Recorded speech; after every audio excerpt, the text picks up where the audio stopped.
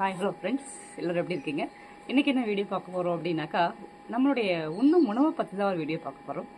நம்மளுடைய உண்ணும் உணவு அப்படிங்கிறது எப்படி இருக்கணும் அப்படின்னா, உணவே மருந்து அப்படிங்கிற கான்செப்டில் இருக்குன்னு சொல்லிட்டு நம்மளுடைய முன்னோர்களெல்லாம் நமக்கு சொல்லியிருக்காங்க. நம்ம அதெல்லாம் ஃபாலோ பண்ணாதான் தான் நமக்கு நிறைய வியாதிகள்லாம் வருது இல்லைங்களா?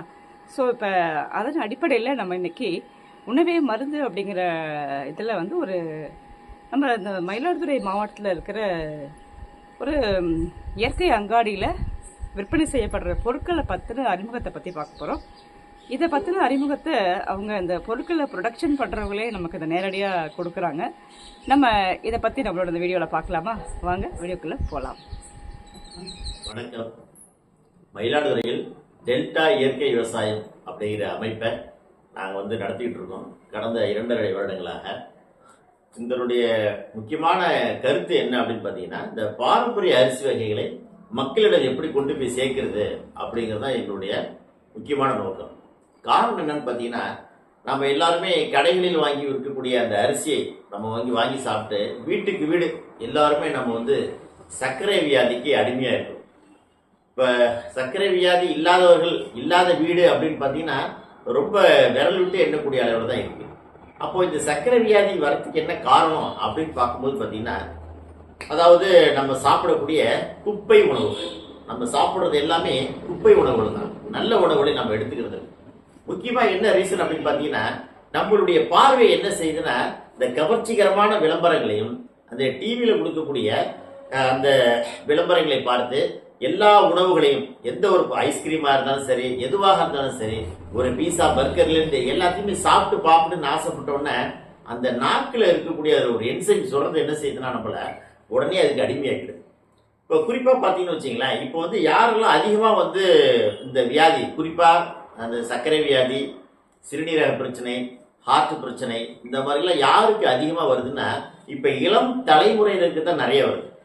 பார்த்தீங்கன்னா அந்த காலத்துலாம் பார்த்தீங்கன்னா கிட்டத்தட்ட 80 வயசு 90 வயசு வரைக்கும் நல்லபடியாக பிரச்சனை இல்லாமல் வாழ்ந்தாங்க. ஆனால் இப்போ ஒரு 28 வயசு 35 வயசு 37 வயசுல உள்ளவங்களுக்குலாம் பார்த்தீங்கன்னா ஹார்ட் அட்டாக் வருது, கிட்னி ஃபெயிலியர் வருது. இப்போ பார்த்தீங்கன்னா சமீபத்தில் கூட ஒரு பள்ளி மாணவி, அதாவது பார்த்தீங்கன்னா 3ஆம் வகுப்பு படிக்கக்கூடிய அந்த பள்ளி மாணவிக்கு ஹார்ட் அட்டாக் அந்த பொண்ணு அந்த பள்ளிக்கூடத்திலே இறந்துருச்சு. அப்போ இவைகளெல்லாம் என்ன பார்க்கும்போது என்ன தோணுது அப்படின்னு பார்த்தீங்கன்னா, நாம எடுத்துக்கிற ஒவ்வொரு உணவு வகையிலையும் பார்த்தீங்கன்னா ஏதாவது கெமிக்கல் கலக்கப்பட்டு அது நம்ம உடம்புக்கு ஒரு ஒவ்வாமையை ஏற்படுத்துது. இப்போ நீங்க எல்லாரும் நினைக்கலாம், எங்க வீட்டு பிள்ளைங்கெல்லாம் சாப்பிட்டுட்டு தானே இருக்கு, அதுலாம் என்ன வந்துச்சு நீங்க கேள்வி கேட்கலாம். கண்டிப்பாக அவர்களுக்கு ஒரு 5 வருடம் கழித்தோ 10 வருடம் கழித்தோ நீங்க எத்தனை நாளைக்கு வாங்கி கொடுத்தீங்களோ அத்தனை நாளைக்கு உள்ள கஷ்டங்களை கண்டிப்பாக அவர்கள் அனுபவிப்பதற்கு வாய்ப்பு இருக்கு. அதனாலதான் நான் ஒரு பள்ளிக்கூட ஆசிரியர் அப்படிங்கிறதுனால நான் பல தடவை என்னுடைய மாணவர்கள்ட்ட சொல்லுவேன், அதாவது நீங்க எல்லாம் தயவு செய்து இந்த மாதிரி உணவுகளை எடுத்துக்காதீங்க. இதை எடுத்துக்கிட்டீங்கன்னா ஒரு 5 வருஷம் 10 வருஷத்துல நிச்சயமா இந்த வியாதிக்கு மாட்டுவீங்க அப்படின்னு சொல்லிட்டு. இப்ப பாத்தீங்கன்னா நம்முடைய மாணவர்கள் மட்டும் இல்ல, மிகப்பெரிய நல்ல வயது முதிர்ந்தவர்கள் கூட என்ன பண்றாங்கன்னா அந்த நாக்கினுடைய ருசிக்கு அடிமையாகி பல வகைப்பட்ட கண்ட உணவுகள்லாம் சாப்பிட்டுட்டு நிறைய எல்லாருமே பாத்தீங்கன்னா சில பேரை நான் விசாரிக்கும் போது பாக்குறேன், நான் பார்த்தீங்கன்னா இன்சுலின், நான் 3 வேளை இன்சுலின் போட்டுக்கிறேன், 2 வேளை இன்சுலின் போட்டுக்கிறேன், 1 வேளை இன்சுலின் போட்டுக்கிறேன்னு சொல்லிட்டு அந்த கடைசி ஸ்டேஜ் வரைக்கும் போறாங்க. உங்களுக்கு நல்லா தெரியும், இப்போ நம்ம ஒரு டாக்டர்கிட்ட போனோம் அப்படின்னு பார்த்தீங்கன்னா நமக்கு சுகர் அப்படின்னு சொல்லிட்டு ஒரு ரத்த ரிப்போர்ட் வருது அப்படின்னாலே அந்த ரிப்போர்ட்லேருந்து ஆரம்பிச்சு நாம பானையில போறது வரைக்கும் நமக்கு என்ன பண்றாங்கன்னா டாக்டர்கள் என்ன செய்யறாங்க, மருந்து கொடுத்துட்டு தான் இருக்கிறாங்க. ஆனா எந்த வகையிலையாவது நமக்கு பாத்தீங்கன்னா அந்த வியாதி போகுதா அப்படின்னு பாத்தீங்கன்னா நிச்சயமா இல்லை அப்படிங்கிறது நம்ம எல்லாருக்கும் தெரியும். அப்போ நாம என்ன செய்யறோம்னா, நாம ஒரு மனநிலைக்கு உட்பட்டவர்களாக, அதாவது ஒரு மோசமான மனநிலைக்கு உட்பட்டவர்களாக நம்ம என்ன செய்யறோம்னா, நாம எதையாவது சாப்பிட்டு எப்படியாவது போனா இருந்தா போதும் அப்படிங்கிற மாதிரி நினைக்கிறோமே தவிர நல்ல ஒரு நிலைமைக்கு வரும்னு நினைக்கிறது இல்லை. இப்ப பாத்தீங்கன்னா நம்மளோட உடல் அப்படின்னு பாத்தீங்கன்னா கணையம், கல்லீரல், இதயம், நுரையீரல், சிறுநீரகம், இவைகள் தான் மிக முக்கியமான உறுப்புகள். இந்த மிக முக்கியமான உறுப்புகள்ல பாத்தீங்கன்னா இந்த கணையம், கல்லீரல் சொல்ற பாத்தீங்களா, இவைகள் தான் நம்ம உடம்ப காப்பாத்துறது. அதே சமயம் இவைகள் கெட்டு போச்சுன்னா நம்ம உடம்புல எல்லா வியாதியும் வர்றதுக்கு மிகப்பெரிய வாய்ப்பு இருக்கு. இப்ப பாத்தீங்கன்னா ஏன் சுகர் வருது அப்படின்னு பாத்தீங்கன்னா அந்த கணையம், இந்த கல்லீரல் என்ன செய்யாதுன்னா நமக்கு இன்சுலின் சுரக்காததன் விளைவு தான் இது. அப்போ நம்ம மக்கள் எல்லாருமே என்ன நினைக்கிறாங்கன்னா டாக்டர்கிட்ட போனா சரியாயிடும் தான் நினைக்கிறாங்களே தவிர அதனுடைய பின்பக்கம் கொஞ்சோடு திருப்பி பார்த்தாங்கன்னா அந்த கல்லீரல் எதனால செயல்படாம போச்சு, அந்த கணையம் எதனால செயல்படாம போச்சுங்கிற ஒரு சின்ன சிந்தனை கூட மக்கள்கிட்ட வரமாட்டேங்குது. அந்த சிந்தனை மட்டும் வந்துருச்சுன்னா யாருக்குமே எந்த விதமான வியாதியும் வரத்துக்கு வாய்ப்பே இல்லை. ஆனா அந்த சிந்தனை வராத நோக்கம் என்ன பண்றாங்கன்னா, நேரா ஒரு குதிரைக்கு நம்ம வந்து ரெண்டு பக்கமும் அந்த கண்ணுல போட்டிருப்பாங்க பாத்தீங்களா, அதே மாதிரி என்ன பண்றாங்க, நேரா தான் பாக்குறாங்களே தவிர பின்னாடி அவங்க என்ன செய்யுது பாக்குறதே கிடையாது. யாரு இதை அதாவது கணையத்தையும் கல்லீரலையும் வந்து சரியான முறையில பராமரிக்கிறாங்களோ அவங்களுக்கு எந்த விதமான நோயும் வருவதற்கு வாய்ப்பே இல்லை. ஆனா அது செய்யாதனாலதான் நமக்கு பாத்தீங்கன்னா ஃபர்ஸ்ட் என்ன வரும், நமக்கு அதாவது சர்க்கரை வியாதி வரும். அதுக்கு அடுத்தது என்ன செய்யும், நம்ம ரத்தம் ஃபுல்லா என்ன செய்யும், அதாவது நமக்கு வந்து பாத்தீங்கன்னா அந்த சர்க்கரையால பீடிக்கப்பட்டு அடுத்தது பாத்தீங்கன்னா நமக்கு வந்து நம்முடைய சிறுநீரகம் கொஞ்சம் கொஞ்சமா செயல் எழுதிட்டே வரும். அப்போ எப்போ சிறுநீரகம் செயல் எடுக்குதோ அப்போ என்ன ஆகும்னா நல்ல ரத்தம் ஹார்ட்டுக்கு வராது. அப்போ அது எப்ப கிட்னி ஃபெயிலியர் ஆகுதோ அப்போ என்ன செய்யும்னா தன்னுடைய ரத்தத்தை வந்து சுத்தப்படுத்த முடியாம கெட்ட ரத்தத்தை ஹார்ட்டுக்கு அனுப்பும்போது நம்மளுக்கு அடுத்த நிமிஷம் ஹார்ட் அட்டாக் வந்துடும். அப்போ இந்த மாதிரி படிப்படியா வர்றதுக்கு முக்கிய காரணம்னு பார்த்தீங்கன்னா நம்முடைய உடல் உள்ளுறுப்புகளை நாம கெடுத்துக்கிறது தான். முக்கியமா இந்த உடல் உள்ளுறுப்புகள் கெடுக்கிறது முக்கிய காரணமே நமக்கு சாப்பிடக்கூடிய குப்பை உணவுகள். இப்ப இவைகளிலிருந்து நம்மளை வந்து பாதுகாக்கிறதுக்கு அப்படிதான் நாங்க என்ன பண்ணிருக்கோம் அப்படின்னா, இந்த 12 வகையான அந்த பாரம்பரிய அரிசிகளை எல்லாம் வந்து நாங்க செலக்ட் பண்ணி இந்த வந்து அதாவது கஞ்சி மிக்ஸ் ஆகும், ஹெல்த் மிக்ஸ் ஆகும், மக்கள்கிட்ட கொண்டு போய் சேர்த்தோம்னா எப்படியாவது இந்த வியாதியிலிருந்து முழுமையாக விடுபட்டு அவர்கள் நல்ல முறையில் வரணும். இல்லை எல்லா வியாதியுமே கிட்டத்தட்ட 64 வகையான வியாதிகளை கட்டுப்படுத்தி குணப்படுத்தக்கூடிய தன்மை அதில் இருக்கு அப்படின்னு சொல்லிட்டு பார்த்தீங்கன்னா திருமூலர் கூட என்ன பண்ணியிருக்காருன்னா தன்னுடைய புக்கில் கொடுத்துருக்கிறாரு. அதே மாதிரி அதையே நாங்கள் ஃபாலோ பண்ணி தான் நாங்கள் என்ன பண்ணுறோம் இது பண்ணுறோம். ரெண்டாவது வந்து பார்த்தீங்கன்னா இந்த அரிசி வகைகளை எல்லாத்தையுமே இந்த மக்களுக்கு அவேர்னஸ் கொடுத்தது யாருன்னா நம்மாழ்வார் தான். இப்போ நம்மாழ்வார் ஐயாவால் தான் இந்த அரிசிகள் எல்லாம் மக்களுடைய கவனத்துக்கே வந்தது. இல்லாட்டி அவர் இல்லைன்னா வரப்போறதுக்கு வாய்ப்பு இல்லை. ஸோ இப்போ அவர் என்ன பண்ணிட்டாருன்னா நம்முடைய மக்கள் என்ன பண்ணாங்கன்னா பசுமை புரட்சிங்கிற பேர்ல வெறும் உரங்களை அள்ளி போட்டு தரமில்லாத உணவுகளையோ அதாவது அரிசிகளை வந்து உற்பத்தி பண்ணி மக்கள்கிட்ட வந்து நிறைய வியாதிகளை கொண்டு சேர்த்துட்டாங்க. இப்ப அவைகள்ட்ட இருந்து அவர்களை காப்பாற்றுறதுக்கும் நோய்களில் இருந்து அவர்களை காப்பாற்றுவதற்காக வேண்டிதான் நாங்கள் வந்து நம்மாழ்வார் வழியில் யார் யாரெல்லாம் வந்து விவசாயம் செஞ்சு இயற்கை வழியில் விவசாயம் செய்கிறார்களோ அவரிடமிருந்து நாங்கள் இதெல்லாம் பெற்று நாங்கள் வந்து இந்த கஞ்சி மிக்ஸ் ஹெல்த் மிக்ஸ் பண்ணிட்டு இருக்கோம். இதில் வந்து பார்த்தீங்கன்னா 12 வகை அரிசிகள் நாங்கள் பயன்படுத்துகிறோம். இதில் வந்து பார்த்தீங்கன்னா இது யாரெல்லாம் காலை உணவுக்கு பதிலாகவும் இரவு உணவுக்கு பதிலாகவும் 2 வேளை யார் எடுத்துக்கிறாங்களோ அவங்களுக்குலாம் நிச்சயமா அவங்களுக்கு எந்த வியாதியில வந்து இருக்காங்களோ அதிலிருந்து வெளிவரத்துக்குள்ள சாத்தியக்கூறுகள் ரொம்ப அதிகமா இருக்குது. காரணம் என்னன்னு சொன்னோம்னா நான் வந்து கிட்டத்தட்ட 2.5 வருஷமா நான் வந்து இதுல நாங்கள் பயணிச்சுட்டு இருக்கோம். இதுல வந்து பாத்தீங்கன்னா இந்த கேன்சர் பேஷண்ட்டுக்கு கூட என்ன பண்றாங்கன்னாக்கா இவங்க வந்து எங்களுடைய பவுடரை கொடுக்குறாங்க. அவர் படுத்த படுக்கையா இருந்தவர் கூட நல்லபடியா எந்திரிச்சு வந்துட்டான்னு சொல்லிட்டு திருப்பூர்ல இருந்து ஒரு நண்பர் என்ன பண்றாருன்னா தொடர்ந்து எங்களுக்கு வந்து 3 மாசத்துக்கு ஒரு தடவை வாங்கிட்டு இருக்காரு.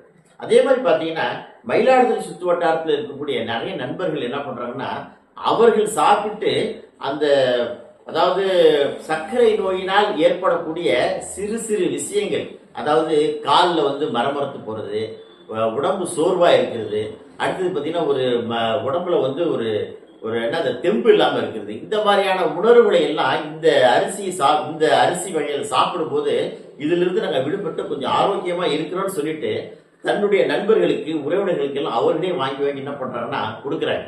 இதெல்லாம் வந்து நடைமுறையில வந்துகிட்டு இருக்கு. அதனால மக்கள் வந்து ஓரளவுக்கு எந்த அளவுக்கு முடியுமோ அந்த அளவுக்கு பாரம்பரிய அரிசி வகைகளை சாப்பிடுங்க. குறிப்பா பட்டை தீட்டிய அரிசிகளை தயவு செய்து அந்த மதியான உணவுக்கு எடுத்துக்கொள்ளாதீர்கள். காரணம் என்னன்னா அரிசின்னு பாத்தீங்கன்னா அந்த அரிசியில மொத்தம் 5 லேயர் இருக்கும், அதாவது 5 உரை உண்டு. அந்த 5 உரையில 3 உரைகளை அவங்க எடுத்துடுறாங்க, பாக்கி 2 உரை தான் இருக்கு. இந்த 2 உரையுமே என்னன்னா கார்போஹைட்ரேட். வெறும் கார்போஹைட்ரேட் சாப்பிடும்போது நம்ம உடம்புல சர்க்கரை நோய் அதிகமா இருக்கிறதுக்கு நிறைய வாய்ப்பு இருக்கு. அதனால மக்கள் அனைவரும் இதிலிருந்து விடுபட்டு நல்லபடியாக வாழ இந்த பாரம்பரிய அரிசி வகைகளை தினம் எடுத்துக்கொண்டு நல்ல ஒரு அதாவது ஒரு பொருளாதார மிக்க வாழ்வாக வாழணும். குறிப்பாக பணக்காரங்கிறது வந்து பாத்தீங்கன்னா பெரிய கோடீஸ்வரன்னா அதாவது பணம் அதிகமா இருக்கிறது மட்டும் இல்லை, அது வந்து கோடீஸ்வரன் கிடையாது. யாரு வியாதி இல்லாம இருக்கீங்களோ அவர்கள் தான் மிகப்பெரிய கோடீஸ்வரர்கள். அதனால மக்கள் அனைவரும் இந்த மாதிரியான விஷயங்களை வந்து கொஞ்சம் கவனத்தில் கொண்டு உங்களுடைய வாழ்க்கை தரத்தை உயர்த்தி கொள்ளுங்கள்.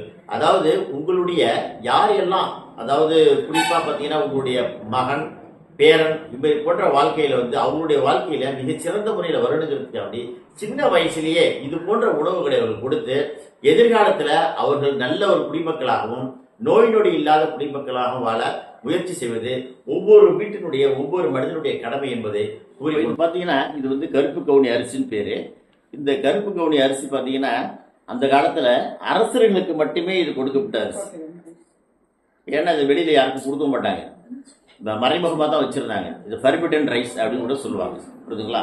இப்போ இந்த கருப்பு கவுனி அரிசி சாப்பிட்றதுனால என்னென்ன பலன்கள் அப்படின்னு பார்த்தீங்கன்னா இதயம், கல்லீரல், பித்தப்பை, சிறுநீரகம், தைராய்டு, மாதவிடாய் பிரச்சனை, கர்ப்பப்பை கட்டி, கேன்சர், எடை குறைப்பு, நாக்கில் வாசனையின்மை, அடுத்தது மனபயம், மன உளைச்சல், இந்த வியாதிகள் எல்லாத்தையுமே இந்த கருப்பு கவுனி அரிசியானது தவிர்த்து வருகிறது நம்ம உடம்பு. இப்ப இந்த அரிசி எங்க கிடைக்குது சார்? இப்ப இந்த அரிசி பாத்தீங்கன்னா இப்ப எங்கள்கிட்ட கிடைக்குது, நாங்களே வச்சிருக்கோம். நீங்களே இத ஓன் ப்ரொடக்ஷனா சார் இல்ல வெளியில இருந்து வாங்கி தான் இது பண்றீங்களா? இது வந்து முக்கியமா வந்து பாத்தீங்கன்னா நாங்க வந்து நம்மாழ்வார் இயற்கை விவசாயம் செய்யக்கூடிய உழவரிடமிருந்து மட்டுமே பெறுறோம். Okay okay. எங்கள்கிட்ட நீங்க வாங்கினீங்கன்னா அது வந்து கேரண்டியா இருக்கும். நீங்க மற்றபடி வெளியில வாங்கினீங்கன்னா உங்களுக்கு வந்து பாத்தீங்கன்னா உரம் போட்ட அரிசி நிறைய வந்துருச்சு. இப்ப பாத்தீங்கன்னா இந்த கருப்பு கவுனிலேயே நிறைய கொஞ்சம் இது பண்ணிட்டாங்க, அதாவது ஹார்மோ இதெல்லாம் மாத்தி கொண்டுட்டு வந்துட்டாங்க, நிறைய விஷயம் வருது இது. அதனால வந்து நீங்க பாத்தீங்கன்னா எங்களை போன்ற நல்ல, அதாவது மக்களுக்கு நலம் தரக்கூடிய வகையில இருக்கக்கூடிய எங்களை போன்றவர்களுக்கு நீங்க வந்து பண்ணினீங்கன்னா இது கொஞ்சம் மிக நல்லா இருக்கும். இது நீங்களே இதை சொந்தமா ப்ரொடக்ஷன் பண்றீங்களா சார்? இல்ல, நாங்க வந்து நம்மாழ்வார் குரூப்ல இருந்து வாங்கி வைக்கிறீங்க. ஓகே சார், நன்றி நன்றி. அதுக்கு அடுத்தது அரிசி, கருப்பு கவுனி அரிசி, அடுத்தது வேற என்ன அரிசி கிடைக்குது? நிறைய இருக்கு மேடம். பாத்தீங்கன்னா அடுத்தது பாத்தீங்கன்னா ரத்தசாலி அரிசி. இப்ப இந்த ரத்தசாலி அப்படி அரிசி அப்படின்னு நீங்க பாத்தீங்கன்னு வச்சுக்கலாம், இது வந்து யாருக்கெல்லாம் ஹீமோகுளோபின் கம்மியா இருக்குதோ அவர்களுக்கு அந்த ரத்தசாலி அரிசி சாப்பிட்டீங்கன்னு வச்சுக்கலாம், அது பாத்தீங்கன்னா அது வந்து நிறைய நார் சக்தி இருக்கு, எடை குறைப்பு நடைபெறும். அடுத்து பாத்தீங்கன்னா மலச்சிக்கல், செரிமான பிரச்சனை, குடல் புற்று, நரம்பு பலவீனம், உடல் வலிமை, தாய்ப்பால் சுரப்பு, அலர்ஜி, தோல்நை, இவை எல்லாத்தையுமே என்ன செய்யுதுன்னா இந்த ரத்தசாலி அரிசி நிவர்த்தி பண்ணிக்கிறது. அடுத்தது பாத்தீங்கன்னா அடுத்தது பூங்கார் அரிசி. இந்த பூங்கார் அரிசி அப்படின்னு பாத்தீங்கன்னா கடவுளால் பெண்களுக்காக படைக்கப்பட்ட அரிசின்னு சொல்லுவாங்க. பெண்களுக்கான, ஆமா, பெண்களுக்கான அரிசி பாத்தீங்கன்னா இது வந்து இதுல வந்து பாத்தீங்கன்னா முக்கியமா வந்து பாத்தீங்கன்னா பெண்களுக்கு இந்த மாதவிடாய் வலி, இந்த மாதவிடாய் தள்ளி போதல், இந்த பிசிஓடி, பிசிஓஎஸ், மார்பக புற்றுநோய், குழந்தையின்மை, கர்ப்பப்பை கட்டி, கருத்தரிப்பு, தாய்மை அடைதல், சுகப்பிரசவம், தாய்ப்பால் சுரப்பு, இந்த மாதிரியான எல்லா விஷயங்களையுமே இது என்ன செய்யுதுன்னா ஆரம்பத்திலிருந்து அவங்களுக்கு கட்டுப்படுத்தி அவங்களை குணப்படுத்தி நல்ல நிலையில அவங்க வந்து வாழ்நாள் முழுக்க நல்லபடியாக இருக்க உதவி செய்யுது. இப்ப இது எந்த வயசுல இருந்து இதை பெண்கள் பயன்படுத்தலாம்? சாதாரணமாக பாத்தீங்கன்னா இது வந்து ஒரு பெண் குழந்தைகள் அப்படின்னு பாக்குறப்ப ஒரு 10 வயசு குழந்தையில இருந்து கொடுக்கலாம், இல்ல 8 கூட கொடுக்கலாம். நீங்க இது வந்து பாத்தீங்கன்னா மாவாக கரைச்சி கொடுக்கணும்னு நினைச்சீங்கன்னா 2 வயசு குழந்தையில நீங்க கொடுக்கலாம், தாராளமா கொடுக்கலாம். ஏன்னா 1 வயசு குழந்தைக்குள்ள கொடுத்தீங்கன்னா உங்களுக்கு வந்து கொஞ்சம் செரிமான பிரச்சனை, அதனால வந்து அதுல இருந்து கொஞ்சம் நம்ம மாத்திக்கணும். இதை வந்து இப்ப இந்த அரிசியை வந்து இப்ப 8 வயசு குழந்தையில இருந்தே கொடுத்தீங்க அப்படின்னா பெண்களுக்கான வரக்கூடிய பிசிஓடி சம்பந்தப்பட்ட பெண்கள் மாதவிடாய் சம்பந்தப்பட்ட பிரச்சனைகள் வராது, அப்படிதானே சார்? அதாவது எங்கள்கிட்ட இந்த அரிசி வகைகள் மட்டும் இல்ல, இயற்கை சார்ந்த பொருட்கள், எண்ணெய் வகைகள், மற்றபடி பார்த்தீங்கன்னா அடுத்தது இயற்கை செஞ்ச சர்க்கரை, இந்த மாதிரி பொருட்கள்லாம் இருக்கு. ஏதாவது உங்களுக்கு இந்த பொருள் ஏதாவது வேணும், வேற ஏதாவது இன்னும் ஃபர்தராக தெரிஞ்சுக்கணும் ஆசைப்பட்டீங்கன்னா அந்த கீழ்கண்ட நம்பருக்கு நீங்கள் கான்டாக்ட் பண்ணீங்கன்னா நான் உங்களுக்கு ஃபுல் டீட்டெயில்ஸ் தருவோம்.